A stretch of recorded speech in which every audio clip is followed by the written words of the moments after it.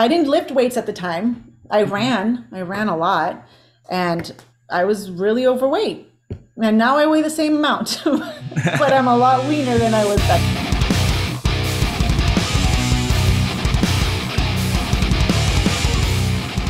What's up, podcast? Welcome to episode 119. We have Paleo Lola, PhD. She is a primal coach and carnivore coach, specializing in sustainable fat loss, strength, and developing self-confidence through her kick-ass, all-American entrepreneurial lifestyle fueled by meat.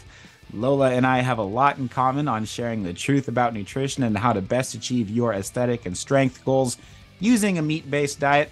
And I reached out to her a few days ago, knowing for sure that she would have lots of practical, unique suggestions on how to make this diet best work for you and superset your life. Everybody, thank you so much. Welcome Lola to the show.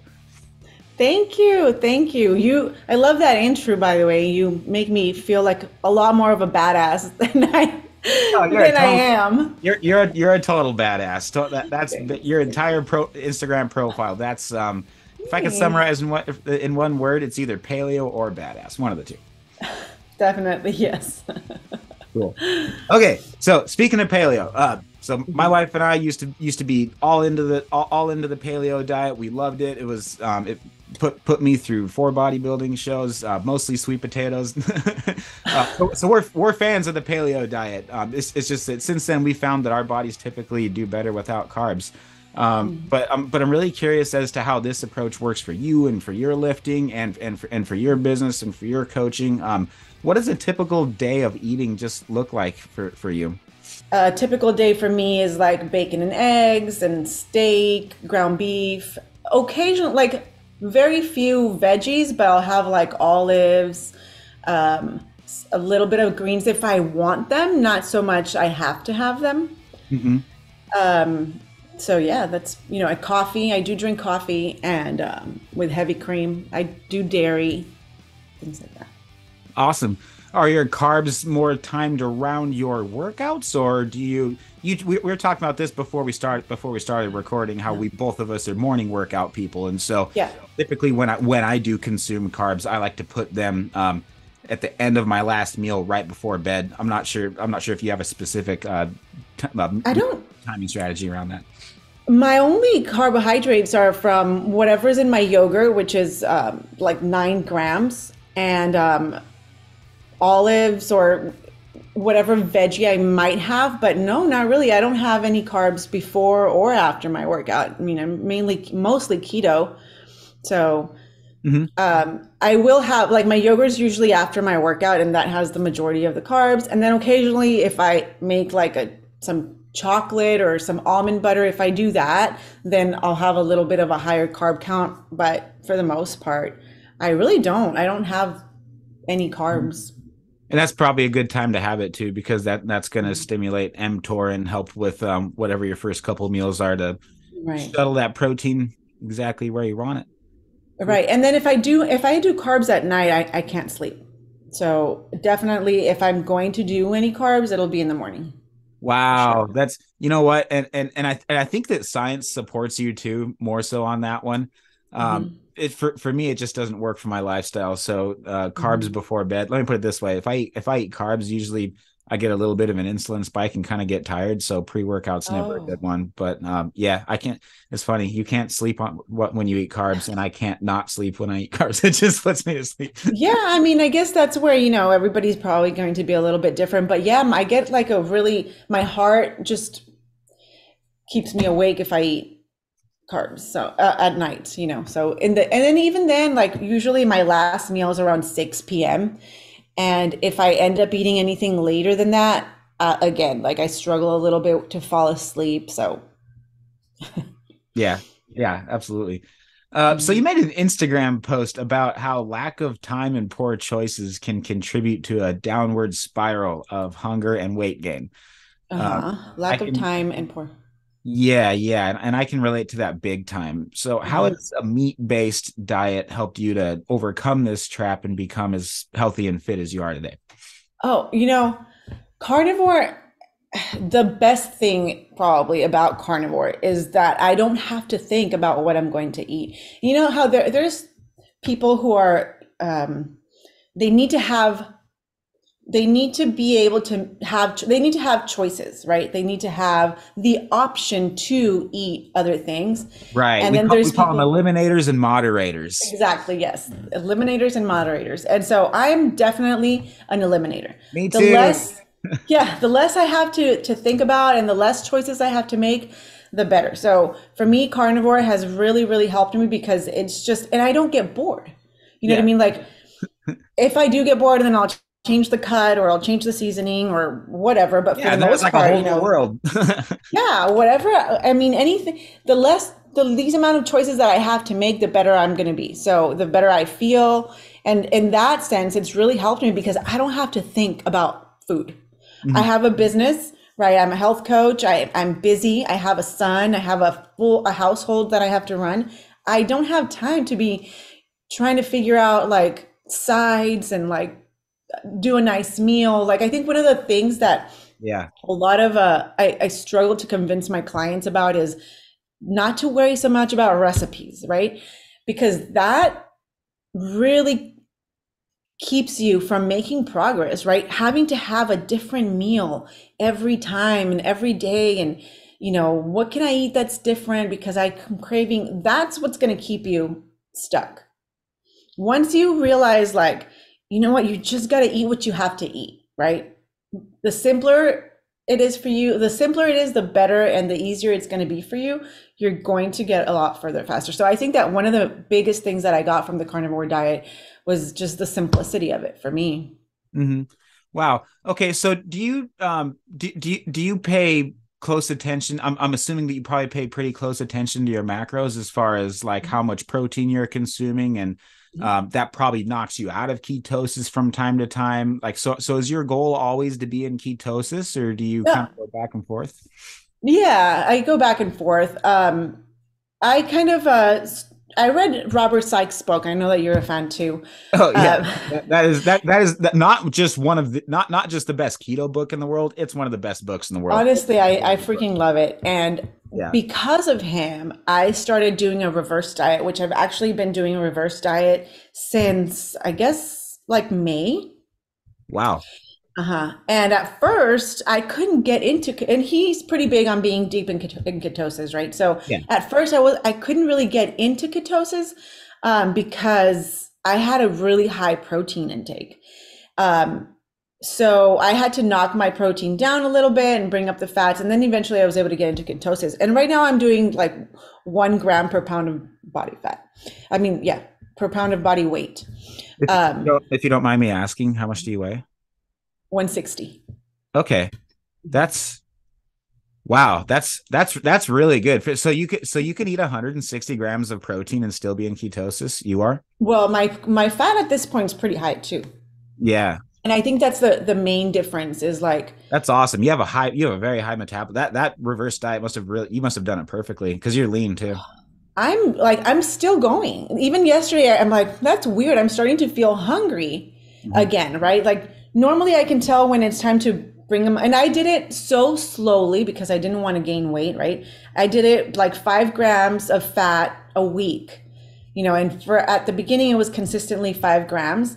Now I'm just kind of, it's a lot of food now. So I'm not bringing it up every week. I'm just kind of waiting. And when I get hungry, when I start noticing that even after I've eaten all my food, I'm still kind of hungry, then I'm like, okay, I think it's time to probably bring it up a little bit more. So yeah, I mean, I don't, I'm pretty impressed about how awesome and I've been feeling and doing on this reverse diet, honestly. Yeah. Okay. So are you eating more intuitively right now? Like you don't, so basically it sounds like you kind of plan out your day and you have at least a ballpark, maybe not exactly, knowing where your calories should be because you're busy and you have a million things going on. But if you do need a little extra food, then you intuitively know how to, what to Well, eat. yeah. For the most part, I'm pretty exact with my macros. I don't know how many calories I eat because I focus on the macros. Good. And as long as my macros are in check, you know, the calories are going to be fine. Yeah. Um, but the macros themselves, yeah, I always make sure to meet my protein and my fat ratios, both of them, because I need both of them, right? Yep. I need to make sure that I meet my fat so that way I can kick ass in the gym the next day. Because if I undereat on any given day, I'm not going to feel as great in the gym and as strong. So Yeah. so I do make sure to meet my macros every time. 100%. Where's your how much fat do you consume? Right. I'm at let me see. Let me tell you right now. I'm really it's got to be over 200 for you to be in. Actually, it's at 180 right now. Okay. But so, and that's another thing I was noodling with. I got that word from, you know who Rob Wolf is? Oh yeah. And he says noodling a lot. I just can't believe I just said noodling. I was actually thinking yesterday to start, increasing that because I was feeling a little bit hungry. So I might get to 200 soon. Yeah. Okay. So that would be, that's like 2,500 calories, right? Right. Yeah. Yeah. Probably right around. Wow. That's honestly, that's more than I've ever eaten before. Your carbs are probably like 15 grams by the end of the day. They're 20, but I have them set to 20, but I don't usually get to that. Mm-hmm. So do you have a favorite way that you test whether you're in ketosis or not? Or do you just... I have a blood monitor and I'll prick my finger. I actually checked it this morning and I was at 1.0. Wow. How do you know when you're in deep ketosis? What are some of the markers that you look without for? checking? Yeah. Without using my monitor, I can tell. I'm sorry, because obviously to be in ketosis is your goal, and so I'm just wondering why and like what you notice when you're in ketosis versus when you're not. So I do notice my energy levels are better when I'm in ketosis. My mental clarity is better. And I'll even like notice things and I'll be like, let me go check if I'm in ketosis. And although it's not really my goal to be in ketosis, right? My goal is, it's not that, but it helps. Right. So, it's one of those mentality things, kind of like the scale that can mess with your emotions. I think it's like, oh, I'm not burning fat. Like my wife's like, because I'm coaching her through her prep right now, right? And she's I know. I'm not in ketosis. It's not working. I'm like, yeah, but I know how much you weigh every day, babe. And like, look how much less bloated you are around your midsection. Like, it's, you don't have to be in ketosis to burn fat. So she's still, I honestly don't, because I think the same thing too. Like if I'm not in ketosis, I'm like, crap. But it's I think that's something that I have managed to overcome that, because I used to feel that way too about the scale and about my ketones. Even at the beginning, before I did keto, and when I would weigh myself, it was, like everybody else, you see the number go up or down and it's either a good day or a bad day. Yeah. And I somehow... Terrible mentality to put in your brain.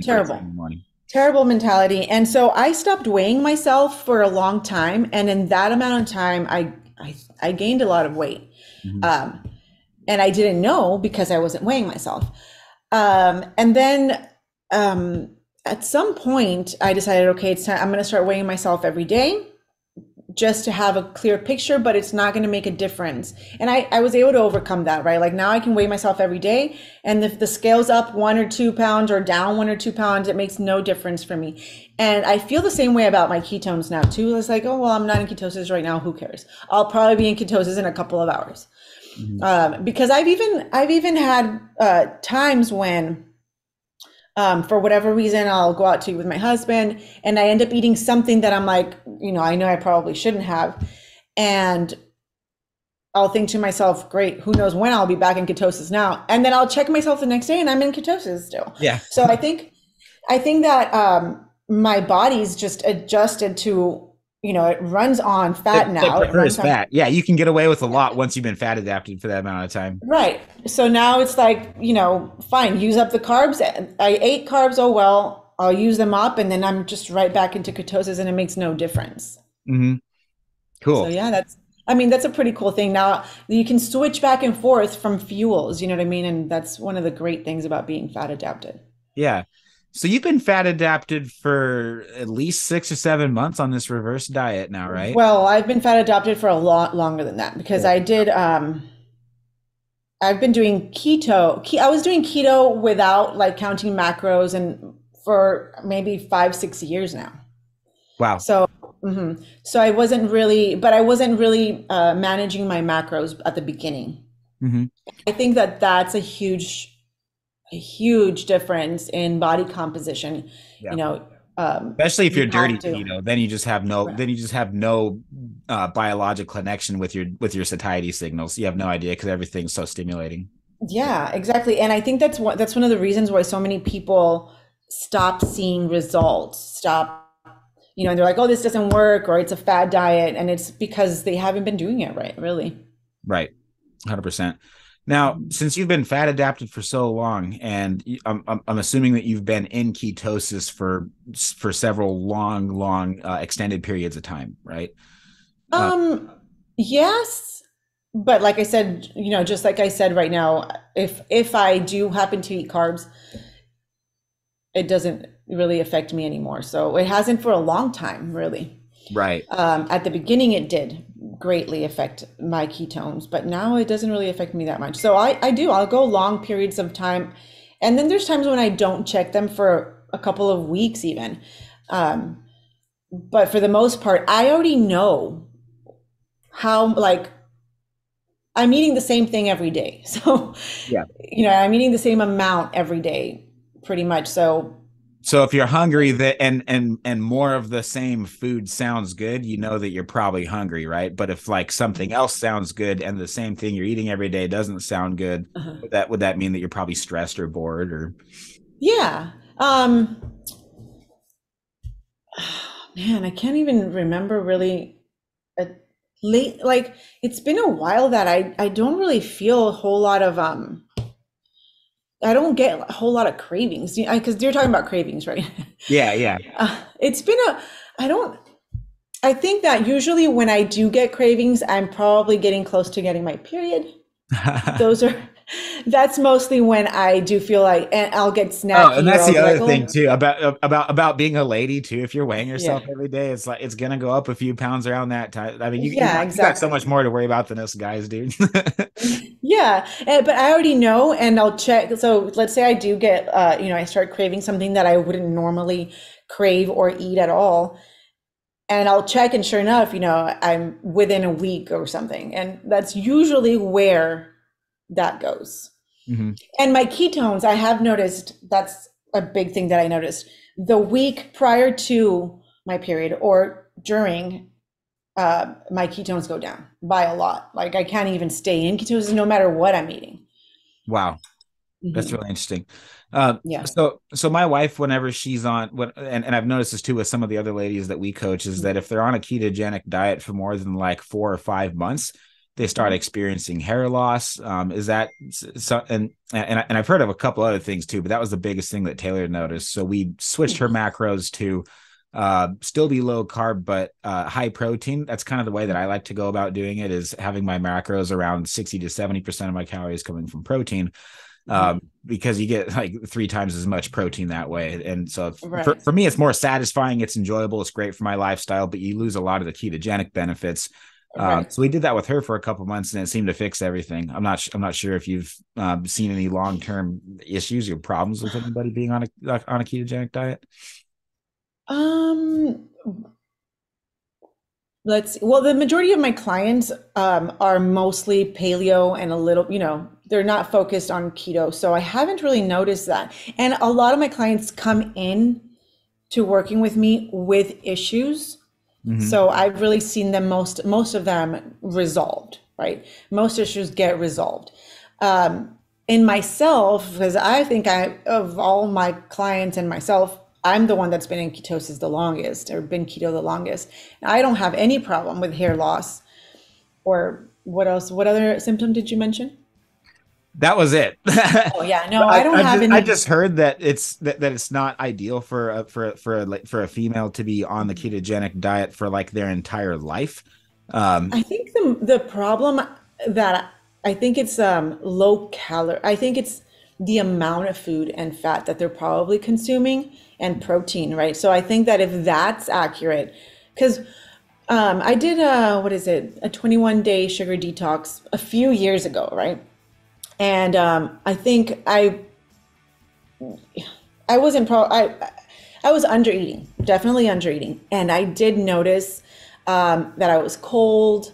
My hair was thinning. I didn't feel well at all, and I wasn't even keto. It was just, a sugar detox thing, and I think it was mainly that I was under eating because I didn't want to eat sugar. I just didn't eat. You know what I mean? Before you just go through stages where you're not all in, right? And Yeah. at that time I wasn't. So I just, instead of having to figure out what I was going to eat, I just wouldn't eat. And I did notice a pretty big decline in just my overall, just how I felt. So I do think that if they are having problems with that, before saying, okay, it's the ketogenic diet that's causing it, I would first check how much are they eating? Are they eating enough? If their macros are, if you're going into competition prep, I know you cut calories quite a bit going into competition prep. And so that's where I would probably assume that somebody would start seeing that kind of issue. But I would really recommend they first check macro wise, and then if that still doesn't resolve the problem, then there's a lot of other variables to go. Yeah. And especially if you're on Definitely. any kind of an elimination diet, that's like the first thing that everybody says is, oh, it's your diet. That's what's causing that. Yeah. Oh, yeah. Of course, they're going to right away blame. I know so many people that that say they ate really badly one day, but they also ate meat. And for whatever reason, they're like, oh, I don't feel well today. I went to the bathroom and it was terrible. It must be the steak. Yeah. And I'm like, well, you also had like this and this and this. Why wasn't any of that? Well, Hey everyone, Coach Taylor Milton here. Welcome to Skullbellz TV, the official YouTube channel of SUPERSETYOURLIFE.com, where you're going to discover a weekly upload of quick and easy to follow workout tutorials featuring Coach Colt, myself, or one of our athletes to keep your workouts fun, practical, and effective. Our family's latest keto carnivore recipes that fuel Colt's competitions and keep myself and our kiddos strong and healthy. Video uploads of the SUPERSETYOURLIFE.com podcast, now over 100 episodes. Your weekly dose of entertainment, education, and inspiration to fuel your life inside and beyond the gym, and much more. Last thing before we get into the video, we're asking a big favor from you. This has been working beautifully, so if you would please think of someone you care about that would benefit from this video, go ahead and smash that like button, click the share button, and text this video to them. That would mean the world to us. And while you're at it, make sure you hit the subscribe button so you don't miss more exciting content from Skullbellz TV, because our team has lots of meat and lots of muscle coming your way, and I promise you won't want to miss it. When you hit the subscribe button, you'll see a bell icon pop up. You want to click that too so you're notified every time we release a new video. Thank you so much for the support. It means the world to us. Every like, share, and subscription helps our channel grow and supports our family's hard work. So thank you so much for doing your part too. That's all we ask. God bless you, and please enjoy this video. You are big on morning routines, and our yeah. family thrives on our morning routine. Like if we don't have our morning routine, then the rest of the day just isn't pretty. So, Yes. So what does yours look like? Well, I'm up at 6:15 in the morning, which I don't know how early that is to some people, but I get my son ready for school first. I get up and I make sure I make him a healthy breakfast. That's like super, super important to me, is making sure that my son has a good, healthy breakfast, not cereal and not pastries, and that he has a good lunch in his lunchbox. So because he's going to school, and the last thing I need him to. Do you ever have friends or family criticize you, or excuse me, like hopefully they don't listen to the episode, but like, oh, you have your son on that diet too? Oh no, your son doesn't need to be on a specific diet. He's not on a diet. I mean, I watch I make sure that he doesn't eat a whole lot of junk. But like if we go to a birthday party or there's just stuff going on, whether there's family here or we're at Christmas at their grandparents, I don't keep him from eating anything he wants to eat for the most part, right? It's usually like, okay, we're at this birthday party. I know he's going to have pizza. He's going to eat candy. He's not allowed to drink soda. That's where I drew the line. I said, I don't care what it is, no soda ever. But you know, I know we always going encourage keto bricks for our kids too, because it's like, just like you're saying, that sugar with kids is just a bad combination. Then you got another mess. Oh yeah. Sorry, go ahead. Yeah. So I don't stop him, but he's very aware also of how he feels with food. And like cake, for example, there's, you know, those huge cakes that people have at birthday parties with that really thick frosting. And if he has some of that, he'll tell me, you know, Mom, I have, and he calls it he calls it a marshmallow head.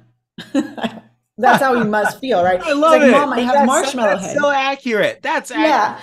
And it's a headache from the cake that he had, right? So he's very in tune with how he feels on certain foods, you know. And it was funny because this video popped up on our feed the other day where we'd taken him out for ice cream. And that's a thing that I like to do too, is like, I personally love ice cream, right? So I can't, but like I said, I don't keep things in my house, right? So there's not usually any ice cream at our house, but I'll go out to a like locally made ice cream place and I'll have with him.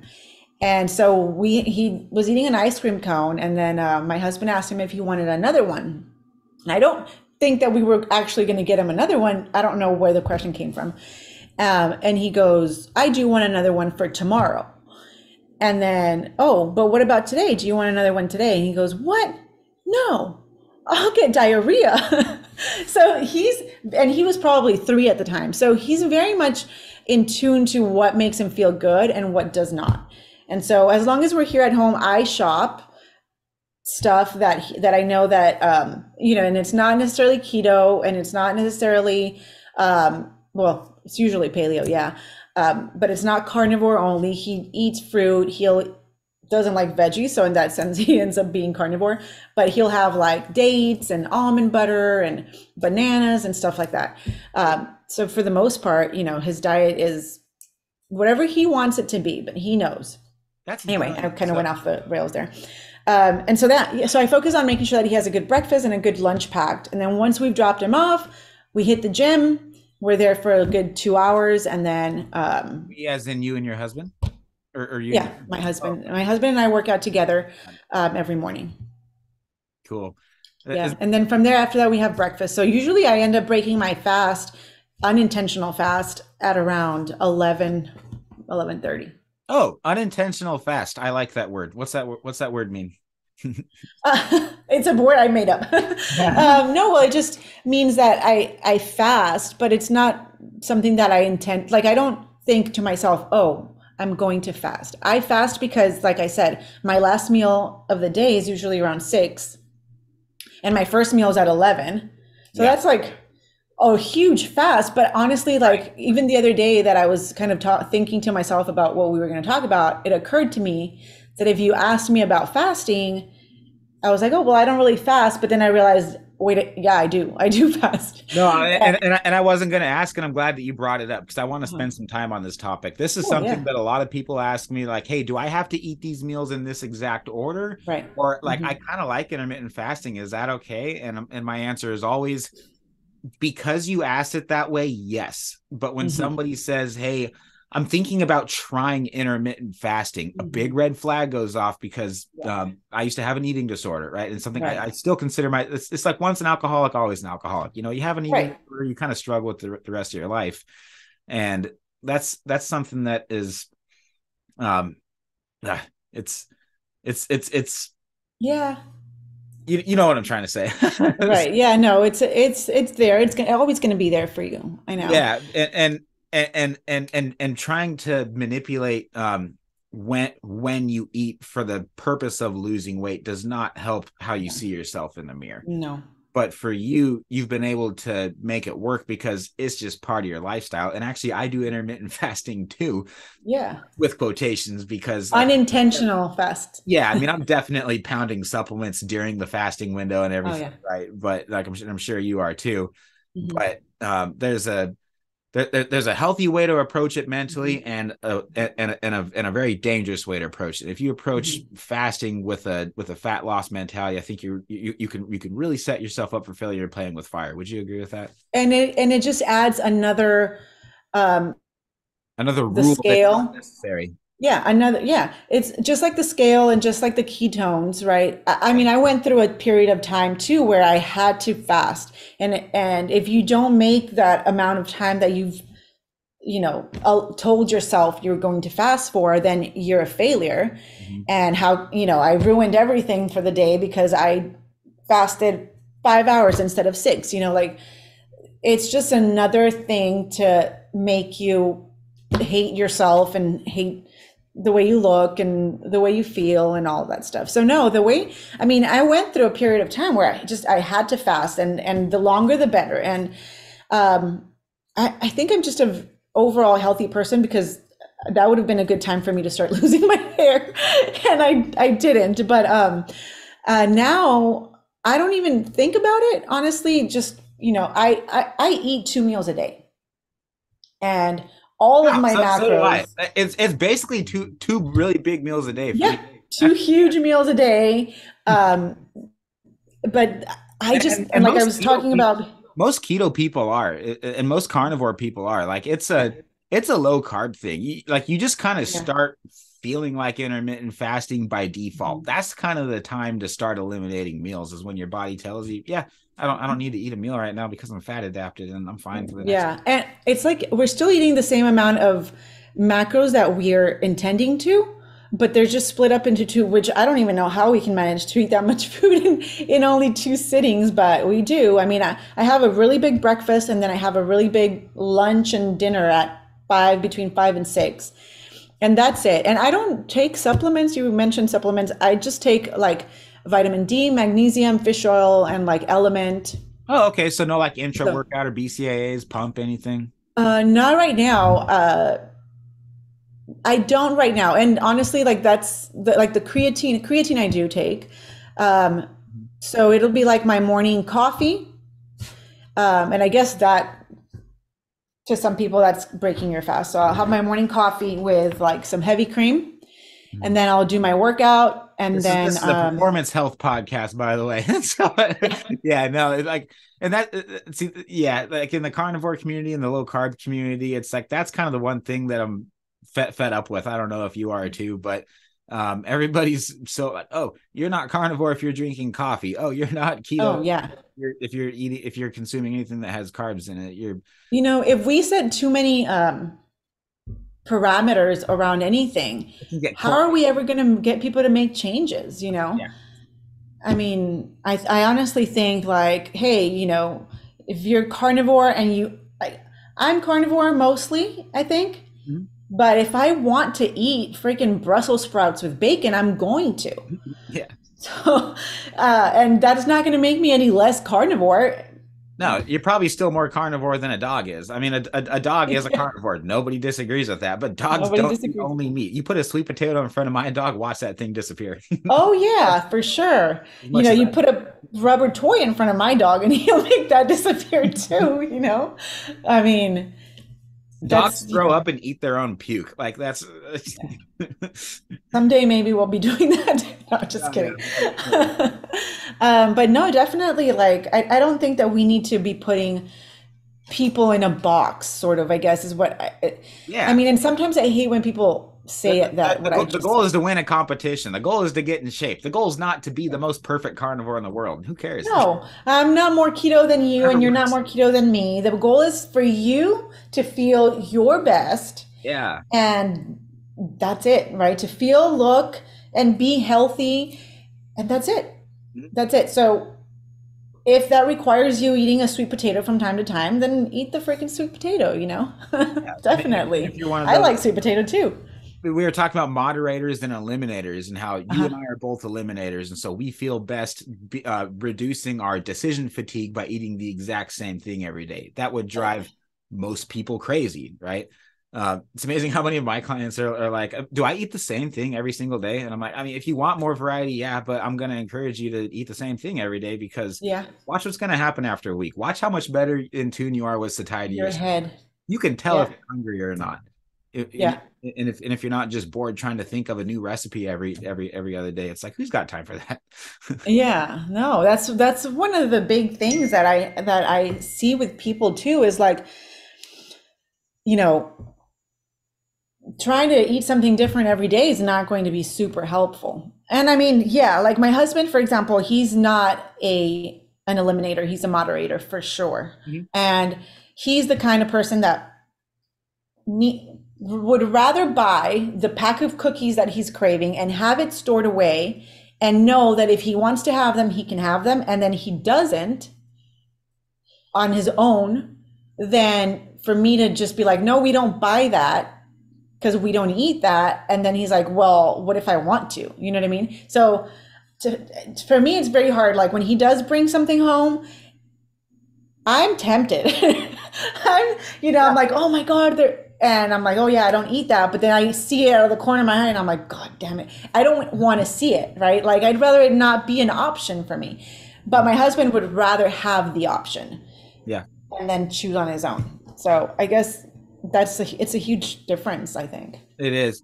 Yeah, Taylor's not quite an eliminator to the degree that I am. She likes to have variety, but like even things like keto bricks are particularly those can really stimulate my appetite because it's basically a candy bar if you're on keto. It tastes like a candy bar. Like, those are bomb. They're so good. Right. And so for Taylor, having like her diet 99% plant-based or excuse me, no, hell no. I would never. What? No, 99% meat-based. I'm gonna have to just say that right now. It's hilarious because we were just talking about how we shouldn't put people in a box, but you say plant-based and I'm like, what? Oh, yeah, no. Right, like that's the one thing that we're like, no, don't do that. Yeah.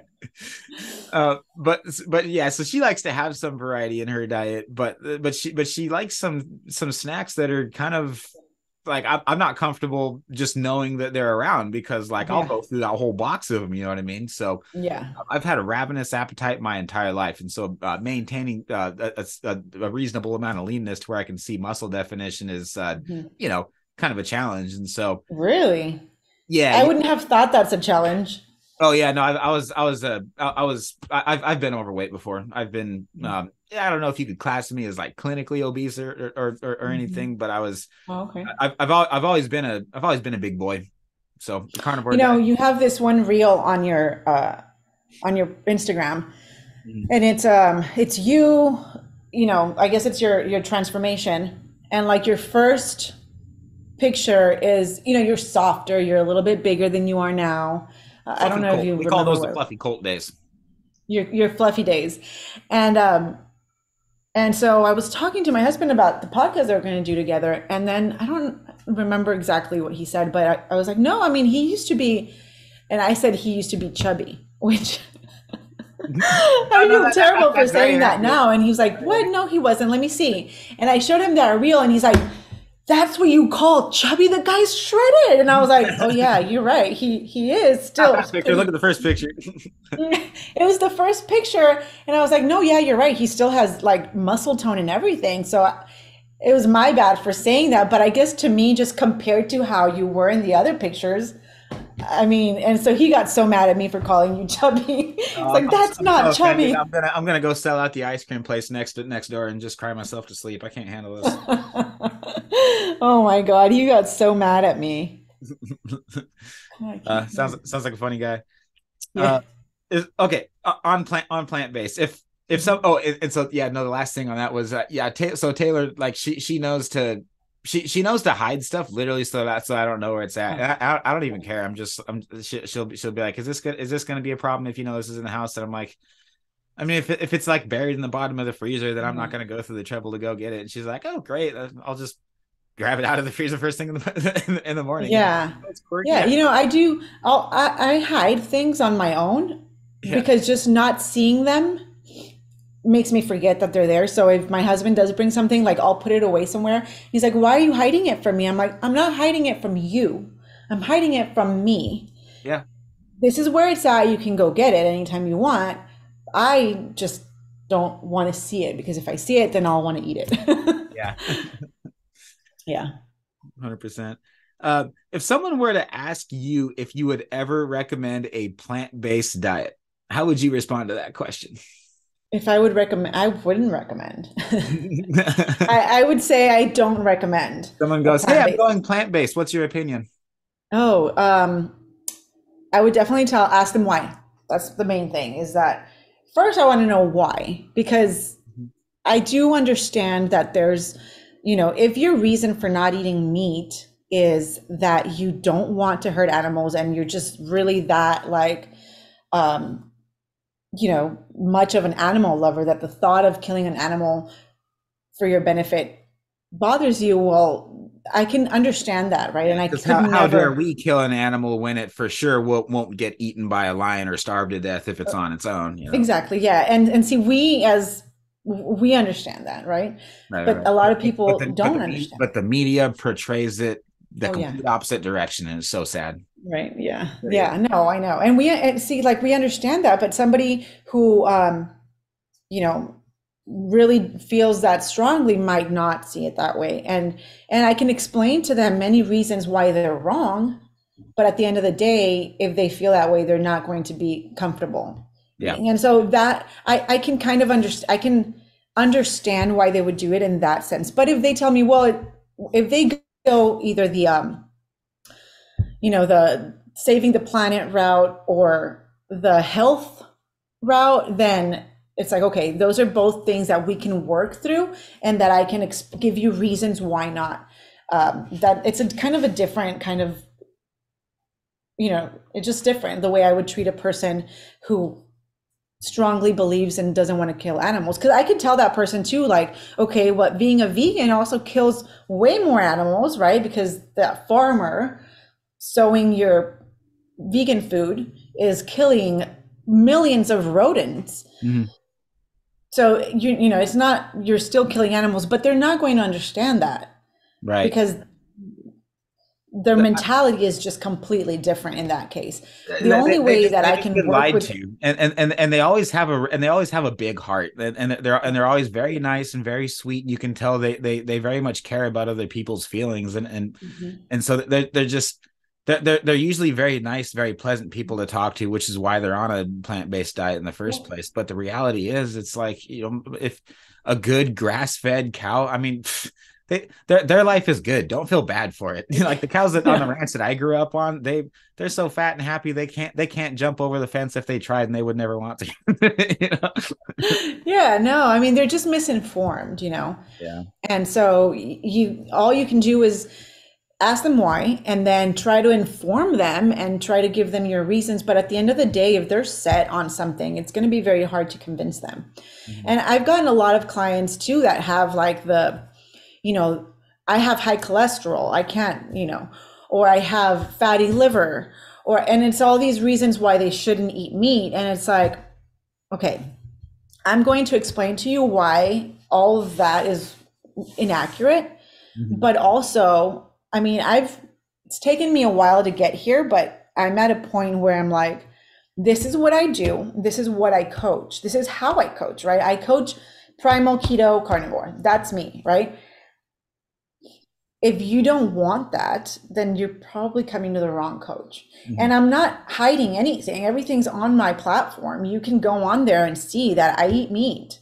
So if you're trying to go on a plant-based diet, you should find another coach. That's very authentic of you to say that.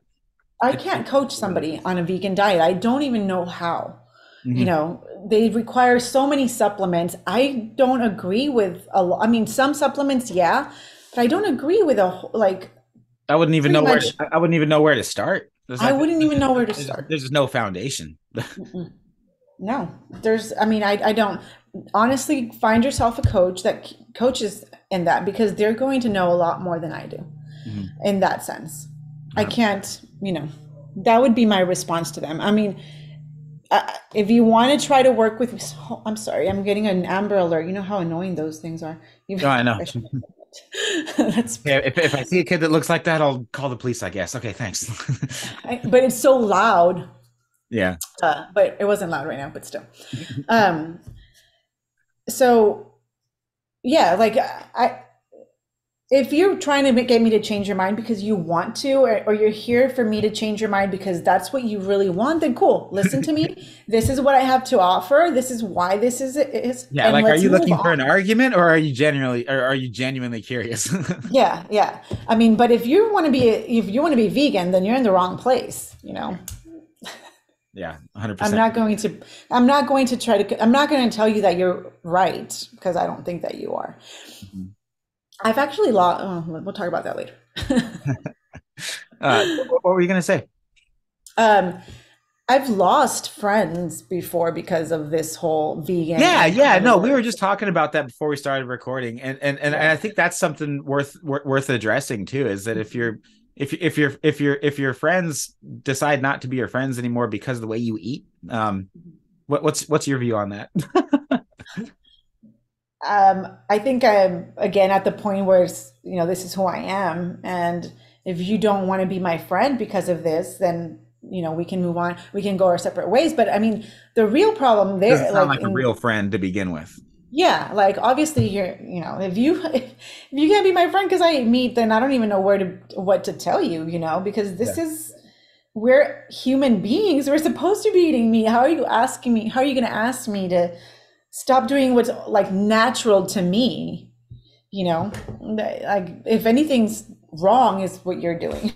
Mhm. Really what's wrong. But yeah, I mean, and the friendship that I lost over this was mainly because um, they like bad mouthed my coaching to my client, right? Like Oh, I've they had that too. Yeah, no, I got someone I thought was my friend. I'm not going to say his name, but like, right. how can you sleep at night knowing that your clients are eating that much dietary fat? That they're going to have heart disease. And I'm like, you do Yeah. not understand your science, bro. He's like, I understand my science, bro. I'm like, okay. No, I know. I mean, I literally lost a client over this, and it Yeah. was like, well, obviously you're not my friend. Like, That's how are you terrible. gonna like this is my livelihood, and you're Yeah. bad at mouthing it? Like, no. So, I mean, and I think that ever since then, I have been more like outspoken. I mean, I could still stand to be a little more outspoken. I think Good for you. I feel like I hold back a lot, but um, I made a decision when that happened to be outspoken about the way that I feel and the way that I think when it comes to diet. And honestly, if you don't like the things that I talk about or that I post, then there's other platforms you can follow. I don't want to deal with that anymore, really. Exactly. Like, because I got my haters too, right? They're like, Yeah. you're eating that much pork belly. Like, you think that that's actually healthy for you to eat? And I'm like, Hmm. you can unfollow me, man. You know what? Like the accounts that I don't like to follow, I just unfollow them, and I can just go on the rest of my day and Hmm. continue with my with my lifestyle. It's working for me. It's working for my clients, and it Yeah, doesn't I have don't to be something you understand. concern yourself with. I really don't understand how they can stand there and tell you things like that when they see you. It's like What were you saying about my, what were you saying about truth earlier? It's like it's like if there's something they have to admit to being wrong or something for them oh to yeah. like I mean, was it that they might, even if they know that you're right, if they change to that diet, they have to admit that they were wrong or yeah. Well, Dale Carnegie says that a person convinced against his will is of the same opinion still. So oh yeah, yeah, I think yeah. that's kind of the direction I was going. Definitely, yes. I mean, if convinced against their will, then they're going to still be feeling the same way. Yeah, which is And why I liked when you said start with why. oh Ask yeah, why. Like, where are you coming from? What's the right. context here? Yeah, I think it's super important. Like their reasons are very important because well, for one, if they just want to pick a fight, then don't waste my time. Right. If there's a possibility of you changing their minds, then that's where we can talk. But if I'm not going to change your mind and you just want to argue, then I don't want to waste my time. Yeah, I got better things to do. Yeah, Exactly. definitely. And I mean, the There's best, there's a lot of people that are open to learning. Let's spend more time with those people. definitely, yes, who want to improve themselves. And the best um, the best proof of what works is yourself. You know what I mean?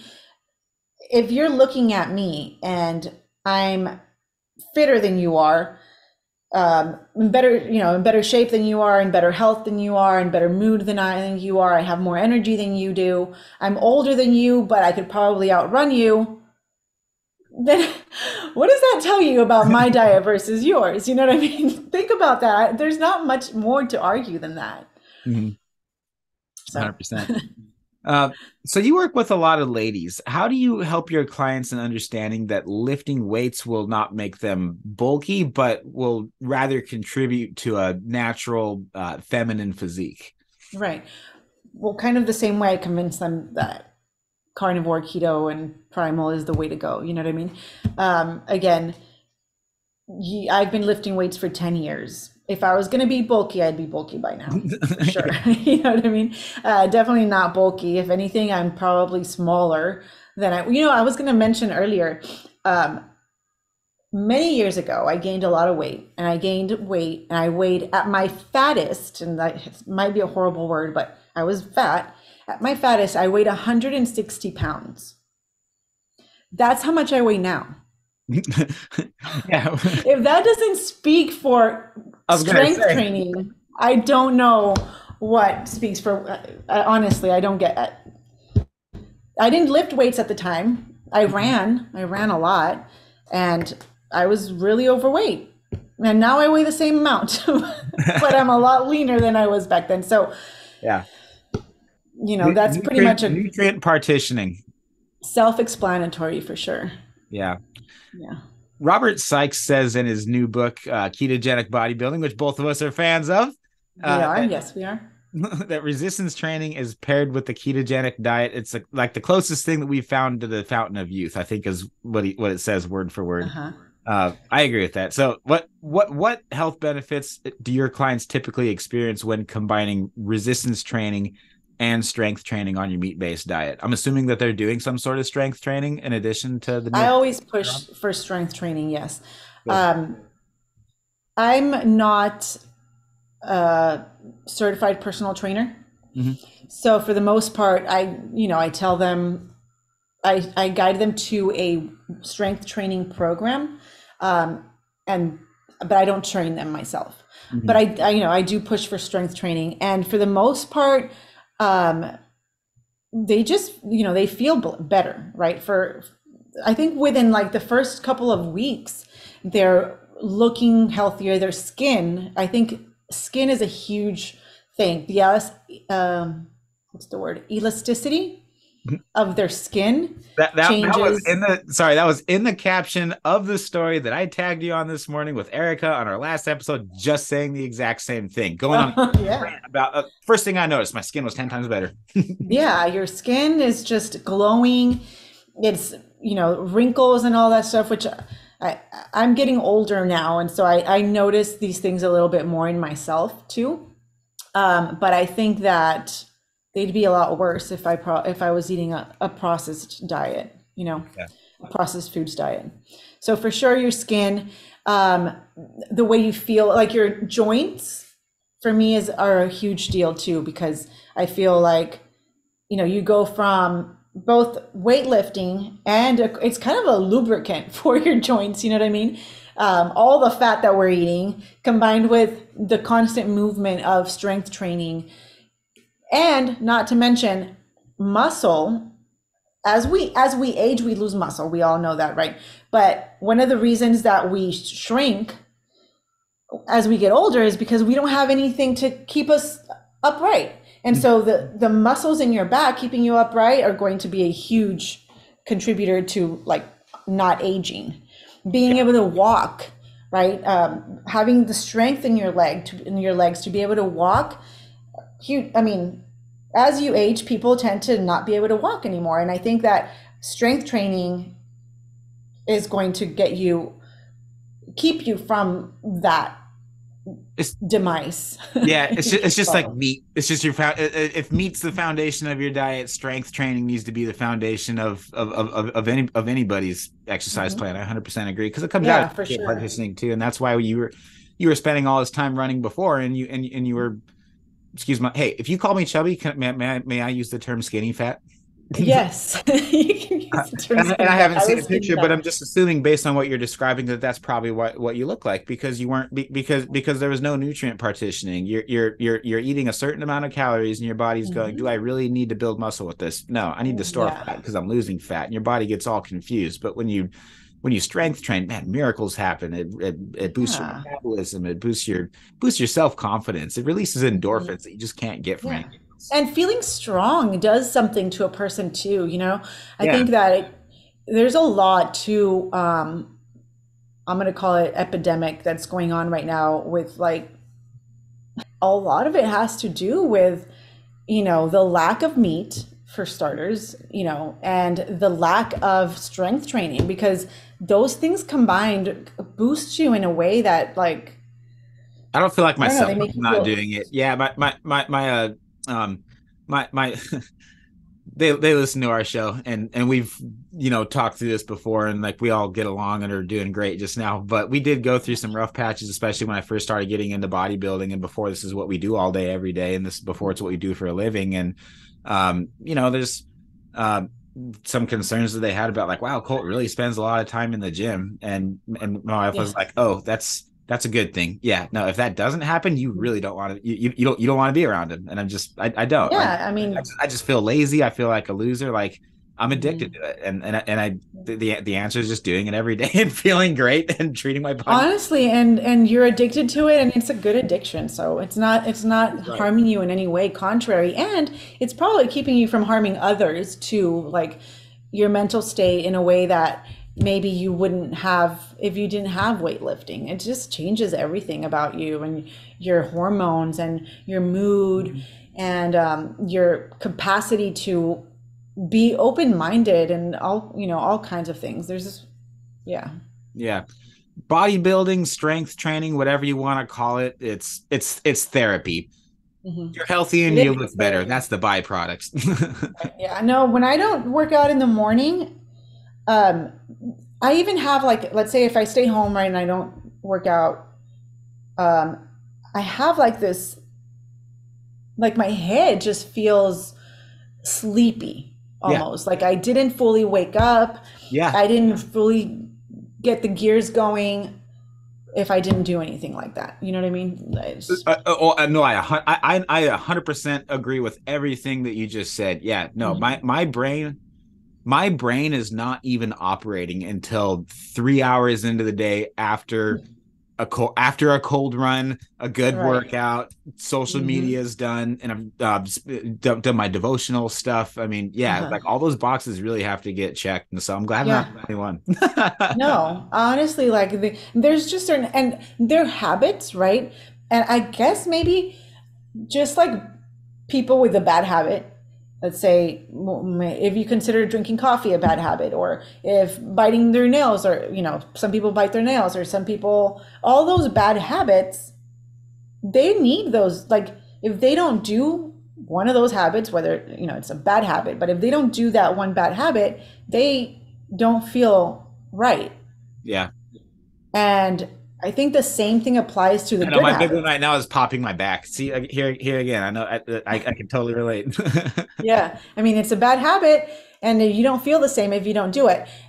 But the good habits have the same effect, 100%. right? Except with more, more positive effects. So, Yeah.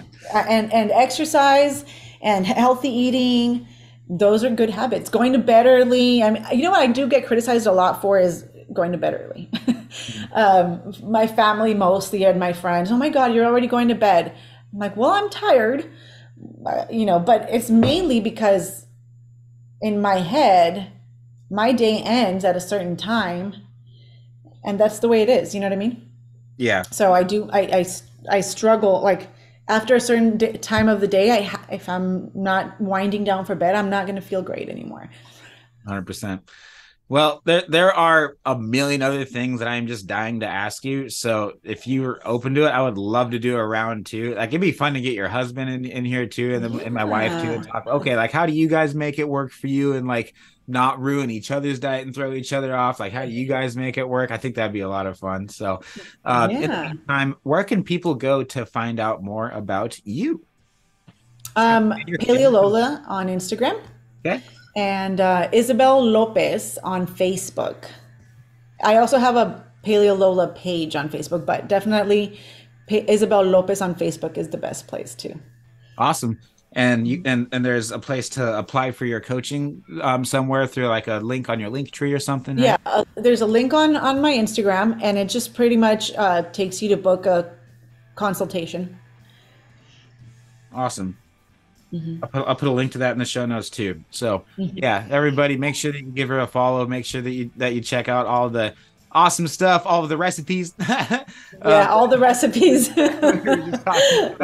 But yeah, no, I'm excited to think of more questions now between now and the next time that we that we meet, because I learned a lot from this conversation. I really did. And I'm so glad that you did. Yes. Yeah, no, the paleo, the low carb crowd, the meat based crowd, like we're all on the same team. We're all just trying to figure out what works, what doesn't work, bounce ideas off of each other, and a rising tide really does raise all ships. So I can't wait till next time too. Yeah, definitely. I'm really looking forward to it. So I'm down for another one. Anytime. So are we. All right. Talk to you real soon.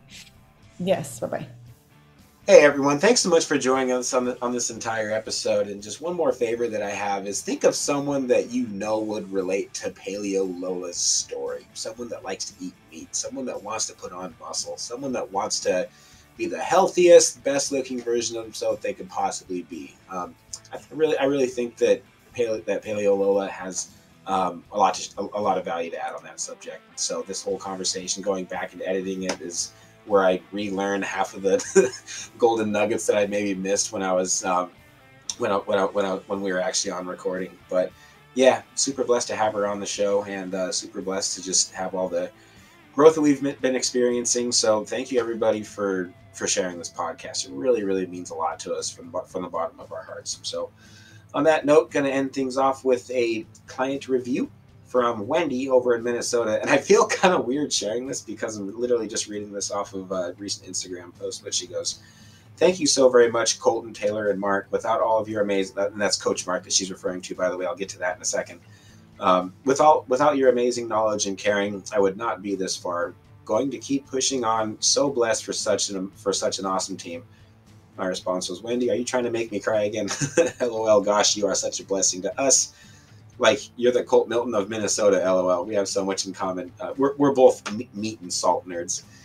She goes, you have such a huge heart, my friend. Thank you, and for all that you've been to me as far as a blessing in terms of coaching. I will take that fabulous compliment, and yes, I will. I feel the same way. We could be siblings. Smiley face.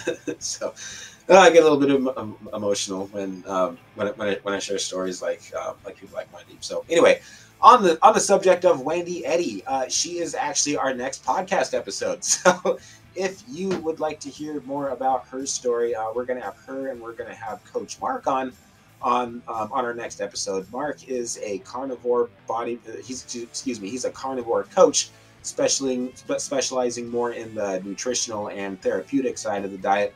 I'm the bodybuilder, right? I'm the aesthetics coach. So he and I together, we're finding that we make a pretty good team the more that we get to know each other. So got a lot of exciting plans this year. We're going to talk all about his first upcoming competition. And Wendy has questions for myself and for Mark. And so the three of us talk it all out on the next episode. This is going to be 120 of the SUPERSETYOURLIFE.com podcast. So give me a couple days to get that one edited and published, and we're going to keep these coming as fast as we can. Okay. Thanks so much, everybody, for all the support and for sharing. And whatever you're hitting today, go crush it. All right. We'll talk real soon.